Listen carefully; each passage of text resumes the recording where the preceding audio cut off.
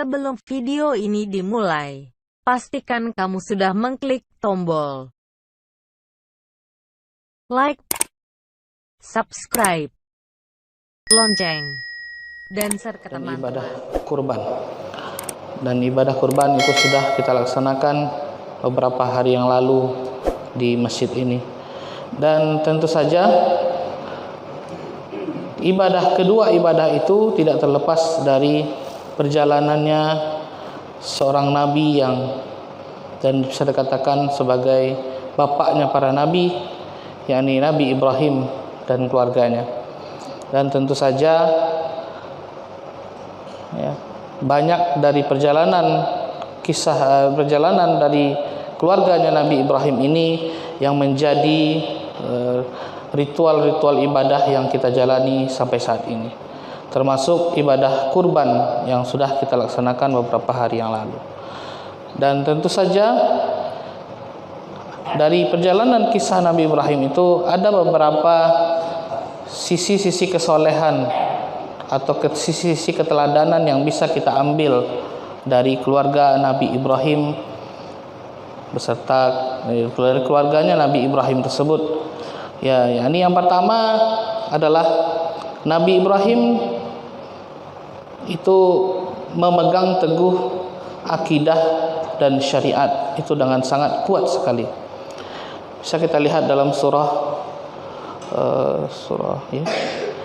maka Ibrahimu hanifan, maka Ibrahimu yahudiyan wala nasraniyan, wa makana hanifan muslima, wa makana minal musyrikin.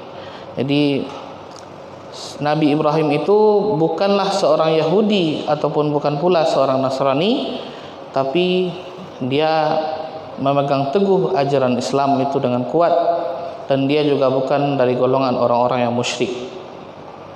Dari ayat ini digambarkan bahwasanya Nabi Ibrahim sangat kuat sekali dalam memegang teguh ajaran Islam. Bisa dilihat bahwasanya beliau dari kecil itu tidak pernah menyembah berhala. Ya, walaupun ayahnya sendiri adalah pemimpin dari baninya yang sangat kuat dalam memegang teguh ajaran menyembah berhala, terutama dalam menyembah bintang, bulan dan matahari. Kemudian Nabi Ibrahim juga tidak pernah menjual berhala, tidak pernah syirik sekalipun. Karena Nabi Ibrahim juga termasuk di antara nabi-nabi yang maksum, yakni dijaga oleh Allah dari dosa-dosa kesyirikan, bahkan dosa-dosa kecil sekalipun yang menghinakan dirinya. Maka dari sisi keteladanan, dari sisi ini pun bisa kita ambil hikmah bahwasanya Nabi Ibrahim itu memiliki keyakinan yang kuat ataupun memegang akidah dan syariat itu dengan sangat kuat sekali. Dan kemudian yang kedua, Nabi Ibrahim ini memiliki hujjah atau dalil yang bisa mematahkan semua hal-hal yang ingin diperdebatkan oleh kaumnya. Ya, jadi intinya beliau diberikan anugerah oleh Allah memiliki kecerdasan yang luar biasa untuk bisa mematahkan setiap argumen-argumen ataupun pertanyaan-pertanyaan yang bisa menjerumuskan beliau ataupun menghinakan beliau gitu, seperti itu.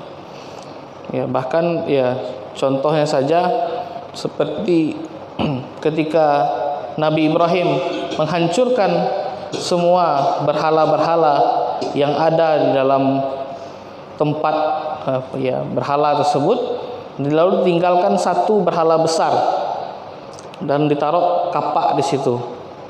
Ya. Terus yang selain dari berhala yang besar itu dihancurkan semuanya oleh Nabi Ibrahim. Tinggallah berhala yang besar itu satu, kemudian ditaruh di kapak di sebelah bahunya. Kemudian nanti setelah itu kaumnya pun pasti akan bertanya kepada Nabi Ibrahim sendiri, karena Nabi Ibrahim yang sangat kuat sekali untuk melarang kaumnya tersebut untuk tidak menyembah berhala lagi. Ya, terus dijawab oleh Nabi Ibrahim, ya, bagaimana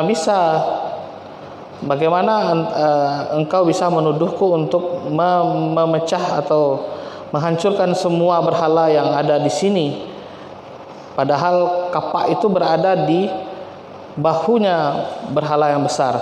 Bisa jadi berhala yang besar itulah yang menghancurkan semua berhala yang kecil itu. Terus oleh kaumnya mengatakan, mana mungkin berhala yang besar itu menghancurkan berhala-berhala yang kecil itu, dia nggak bisa gerak. Kan berarti, ya, berarti antum semua atau bapak-bapak semua tahu bahwasanya kalau dia tidak bisa gerak, bagaimana bisa dia memberikan perlindungan kepada kita semua atau memberikan syafaat kepada kita semua, sedangkan untuk melindungi dirinya sendiri saja dia tidak bisa. Jadi ini diantara salah satu kecerdasan ataupun hujah atau dalil yang kuat yang dimiliki oleh Nabi Ibrahim. Jadi inilah salah satu anugerah yang diberikan oleh Allah kepada Nabi Ibrahim. Kemudian yang ketiga, di antara sisi keteladanan yang bisa kita ambil dari Nabi Ibrahim dan keluarganya adalah ketundukan dan tawakal yang penuh kepada Allah Subhanahu wa taala.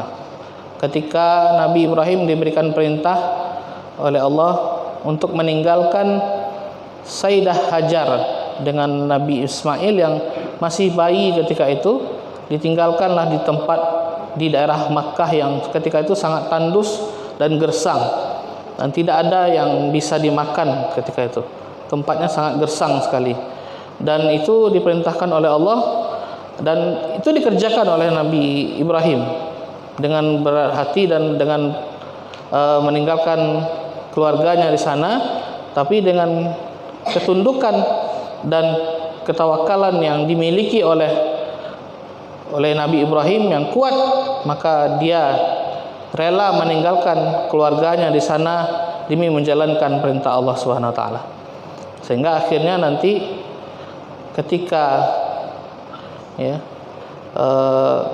Nabi Sayyidah Hajar ketika itu sedang tidak lagi mendapati makanan yang bisa dimakan untuk bisa menyusui Nabi Ismail ketika itu, akhirnya muncullah mata air yang sampai saat sekarang ini masih bisa terus dinikmati oleh kaum muslimin dari seluruh penjuru dunia, yakni air Zam-Zam itu. Kemudian yang terakhir, sisi keteladanan yang bisa kita ambil dari Nabi Ibrahim adalah ketundukan yang total serta beliau sangat bersegera dalam menjalankan perintah Allah dan sangat bersegera dalam menjalankan perintah Allah Subhanahu wa taala. Bisa kita lihat dalam surah As-Saffat ayat 106 sampai 107, ya, bahwasanya ketika itu Nabi Ibrahim disuruh untuk menyembelih Nabi Ismail. Ketika itu Nabi Ismail sudah tumbuh remaja dan sudah bisa diajak untuk berusaha seperti itu. Usia remaja sekitaran mungkin 18 tahun seperti itu. Dan disebutkan dalam Al-Quran surah As-Saffat ayat 106, qala ya bunayya inni ara fil manam azbahuka qala fanzur madza tara. Jadi disebutkan oleh Nabi Ibrahim, wahai anakku, aku melihat dalam mimpiku bahwasanya aku menyembelihmu. Ya. Kemudian apa pendapatmu wahai anakku? Jadi disebutkan di sini bahwasanya dalam mimpinya Nabi Ibrahim bahwasanya beliau menyembelih Nabi Ismail. Ya, jadi kita tahu bahwasanya mimpinya para nabi itu adalah wahyu. Jadi dalam hal itu Nabi Ibrahim sudah tahu bahwasanya Allah memberikan perintah untuk menyembelih Nabi Ismail. Kemudian pernyataan bahwasanya fanzur madza tara. Maksudnya apakah di sini Nabi Ibrahim meminta pendapat dari Nabi Ismail, ya, apakah hal tersebut, hal menyembelih tersebut akan dikerjakan atau tidak? Ya, ini bukan pernyataan untuk meminta pendapat dari Nabi Ismail, tetapi di sini Nabi Ibrahim ingin mengetahui kemantapan hati dari sang putranya ini. Kemudian dijawab oleh Nabi Ismail, ya abati, ya, if'al ma tu'mar. Jadi wahai ayahku, lakukanlah apa yang telah diperintahkan oleh Allah Subhanahu wa taala. Satajiduni insyaallah minas sabirin. Jadi engkau akan mendapatiku, yaitu termasuk dari golongan orang-orang yang sabar. Jadi begitulah kemantapan hati dari seorang anak yang tahu betul bahwasanya perintah Allah, jika Allah berkehendak maka itu akan terjadi. Maka jika Allah tidak berkehendak maka itu juga tidak akan terjadi. Kun fayakun. Itulah kemantapan hati seorang anak, ya, Nabi Ismail. Dengan mantap dia menjawab, if'al ma tu'mar, ya. Jadi lakukanlah apa yang diperintahkan kepada engkau, ya wahai ayahku. Jadi dengan berat hati pun Nabi Ibrahim meletakkan pisau di lehernya Nabi Ismail ketika itu. Tetapi pisau itu tidak bisa menembus leher Nabi Ismail, ya, karena pisau itu hanyalah sebuah alat, ya, alat. Tentu saja ada penciptanya, ya, penciptanya tidak lain, tidak bukan, ya, yang memiliki segala macam kekuasaan di sini, yaitu Allah Subhanahu wa taala. Jika Allah tidak berkehendak maka itu tidak akan terjadi. Maka pisau tersebut tidak bisa memotong lehernya Nabi Ismail ketika itu. Kemudian diganti oleh Allah dengan seekor domba besar, yaitu kibas yang besar ketika itu, dan itulah yang disembelihnya oleh Nabi Ibrahim. Dan ritual inilah yang kemudian kita lakukan setiap tahunnya di bulan Zulhijjah, yaitu dengan ibadah kurban, memotong kambing ataupun sapi dan lain sebagainya. Maka dari sini kita bisa lihat bahwasanya betapa kuatnya keyakinannya Nabi Ibrahim dan putranya Nabi Ismail dalam menjalankan perintah Allah. Ketika Allah memberikan wahyu untuk memberikan perintah kepada Nabi Ibrahim menjalankan suatu urusan, misalkan seperti menyembelih Nabi Ismail, maka itu bersegera, ya, maka itu segera dilakukan oleh Nabi Ibrahim. Tidak ditunda-tundanya ataupun tidak diabaikan, ya, ketika itu hanya mimpi.